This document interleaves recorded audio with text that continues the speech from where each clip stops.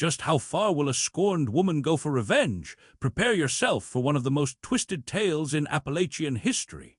This is the story of Kathy Margaret. It was August, and the Cumberland Mountains were shimmering under the heavy heat of a late summer afternoon. Three mountain girls, Kathy Margaret, Clara Whitlow, and their friend Ruthie Maynard, walked up a steep road along a bluff, each carrying a basket of apples they had just picked.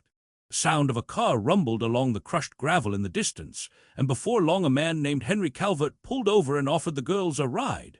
It was hot and dusty, and those baskets were heavy, so they accepted the short ride. A few minutes later, Henry dropped them near their homes, yet when the girls exited the car, Ruthie was still in deep conversation with the driver. After about 5 minutes of waiting, Kathy and Clara decided to go on home, with Ruthie promising to catch up shortly. Now, Ruthie Maynard was a typical 14-year-old mountain girl. She had dark bobbed hair, brown eyes, and a lively spirit. That morning she told her father, Thomas Maynard, that she was going to pick apples with her friends. When she left home, she wore a simple print dress, brown shoes and stockings, and a light coat. But that evening, when the family gathered for supper, there was no sign of Ruthie. The girls she had spent the day with never saw her again after leaving her with Henry Calvert. The entire night passed without word. The next morning, Thomas Maynard drove to several of Ruthie's friends' homes, but no one had seen her. Deeply worried, he reported her disappearance to Sheriff Boyd Hensley of Harlan County. Coxton, Kentucky, was a tight-knit community where everyone knew each other and nothing went unnoticed. Neighbors quickly formed search parties and scoured the mountains. For 3 days they combed the hills and hollers, but Ruthie Maynard had vanished. The last person to see her was Henry Calvert, who was quickly arrested. He swore that he had talked with her for a few minutes before she walked away. About half an hour later, he claimed he saw her again, this time sitting in the back seat of a car that passed him in the opposite direction. Was Henry hiding something sinister? Or had Ruthie been kidnapped by a stranger? Could she have run away? Rumors swirled that she and her new stepmother didn't get along. Still, she had taken no clothes and no money. Weeks went by without a single lead. Her father even offered a $500 reward, but nothing surfaced. Henry Calvert continued to proclaim his innocence, even as he sat in jail awaiting trial for Ruthie's disappearance. 2 months later, Ruthie Maynard's disappearance took a grim turn. Federal revenuers, acting on a tip about a hidden moonshine still, were searching an abandoned coal camp. As they passed the mouth of an old mine shaft, both men froze. A cool, damp breeze drifted out of the darkness, carrying with it the unmistakable odor of death.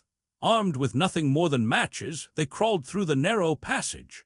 About 75 feet in, they came upon a pile of rocks blocking further entry. The smell grew stronger with every step. Then one of the men noticed something protruding from beneath the stones, the rotting arm of a human being. Realizing they had stumbled upon a crime scene, the revenuers rushed to contact local authorities. News of the discovery spread like wildfire. When Thomas Maynard was told, he braced himself for the worst. He was asked to view the remains. The young girl's dress was stained, but unmistakable, the same one Ruthie had been wearing when she disappeared. There were the familiar brown shoes, and on her finger was a small ring he had given her for her birthday. Thomas collapsed with grief. His daughter Ruthie had been found. The sheriff immediately charged Henry Calvert with first-degree murder. But as the people of Harlan County were about to learn, nothing in these mountains was ever as it seemed. The Maynard family buried Ruthie's remains in their small cemetery, and the community demanded swift justice. Henry Calvert begged the authorities to believe him. He swore he had nothing to do with Ruthie's death and insisted he had seen her in another man's car, but his pleas fell on deaf ears. The trial loomed, and conviction seemed certain. Then the case took an unexpected twist. As prosecutors prepared, an anonymous phone call arrived. 2 coal miners claimed they had seen a young woman walking through the woods near the abandoned mine on the very day Ruthie disappeared. They recognized her as an 18-year-old waitress from a Harlan cafe, Kathy Margaret. Kathy was a vivacious, attractive girl with fiery red hair and a sparkle in her blue eyes. The sheriff, Boyd Hensley, quickly brought her in for questioning. "Miss Margaret," he said firmly, "2 men swear they saw you coming down from the mountain where Ruthie Maynard's body was found. They are certain it was you. What do you have to say about that?" "Well, they must be mistaken," Kathy replied coolly, lighting a cigarette and blowing smoke toward the sheriff's face. Sheriff Hensley narrowed his eyes. What I want to know is, what were you doing on that mountain, and who were you with? Did you see Ruthie Maynard?" Kathy only smiled, refusing to answer.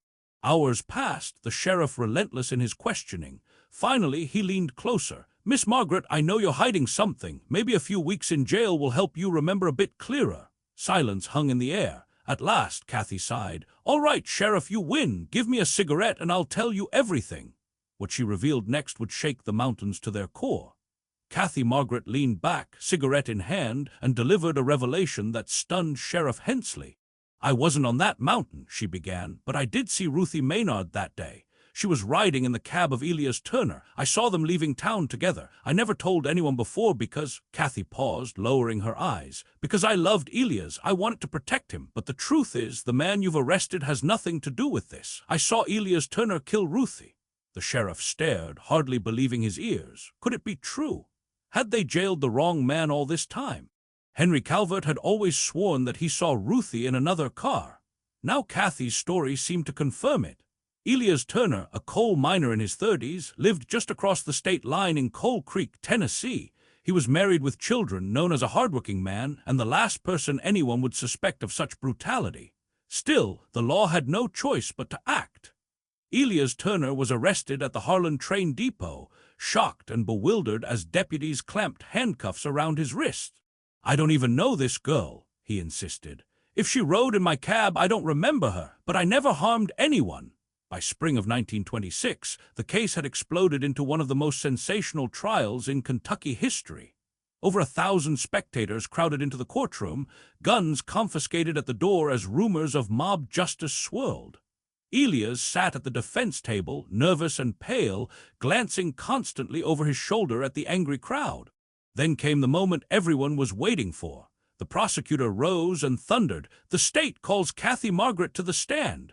An expectant hush filled the room as the red-haired waitress raised her hand to swear her oath. All eyes were fixed on her. The secret of the abandoned mine was about to be revealed. The hush in the courtroom deepened as Kathy Margaret began her testimony. Her eyes locked on Elias Turner, never wavering, her voice cold and steady. "On the afternoon of August 18th, 1925, Elias and I were driving around in his car. Though he was married, we had been lovers for some time. Along the roadside, we saw Ruthie Maynard carrying a basket of apples.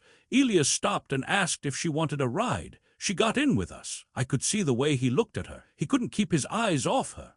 Kathy paused, then went on. "He drove us out to a remote ridge. We all got out and sat talking for a while. Then Elias asked me to fetch his cigarettes from the car.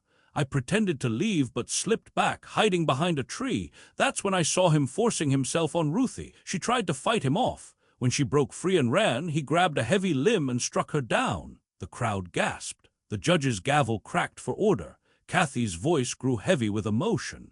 "He beat her until she stopped moving. Then he carried her to the mine shaft and buried her beneath the rocks.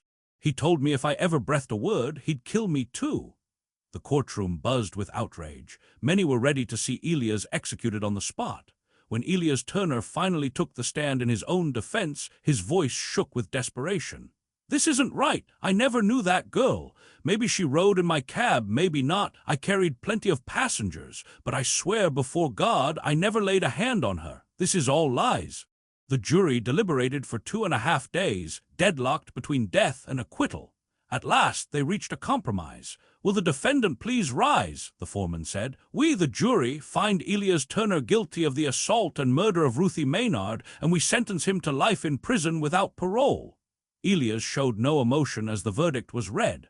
Shackled, he was led away to the state reformatory at Frankfort, Kentucky. Justice, it seemed, had been served.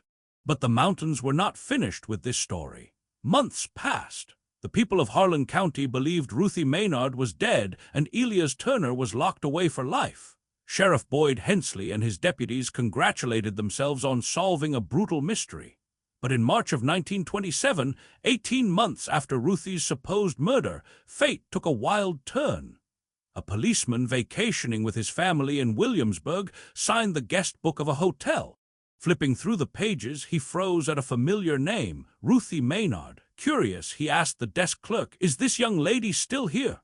"Why, yes, sir," the clerk replied. "She's standing right behind you." The officer turned, and there she was, alive and well. The girl everyone thought had been murdered was in fact working as a maid and waitress. Ruthie had run away from home after clashing with her stepmother. She had never been killed at all. News spread like lightning. The entire town gathered at the train station when Ruthie returned. All doubts vanished when she threw herself into her father Thomas Maynard's arms, sobbing apologies as he wept with relief.